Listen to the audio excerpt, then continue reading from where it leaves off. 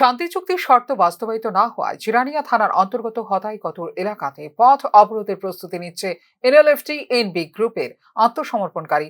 শুক্রবার এমনটাই জানিয়েছেন এনএলএফটি এনবি গোষ্ঠীর আত্মসমর্পণকারী উগ্রপন্থী গ্রুপ টিইউআইআরপিএস এর সভাপতি ড্যানিয়েল দেববর্মা।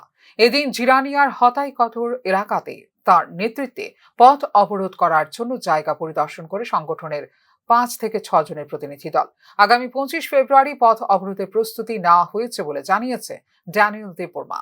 এখানে জাতি বিদেশ বা কারোর এগেন্সে আমরা নয়, আমাদের সঙ্গে চুক্তি করা বা একজন দুজন করে যারা এসেছেন আত্মসমর্পণ করে তাদের বেশিরভাগই আগে বলা হয়েছিল শান্তি চুক্তি বা তোমরা পিস কলিং, শান্তির জন্য আহ্বান করা হয়েছে, তোমাদেরকে বেঁচে থাকার খাওয়ার ব্যবস্থা করে দেবে। কিন্তু আসার পরে যারা একজন দুজন করে বেশিরভাগ আত্মসমর্পণ করেছিলেন তাদের জন্য আমি আজকে এই আন্দোলন বা এই রুটগুলো করতে হয়, ওইটাই এখন পেন্ডিং রয়ে গেছে।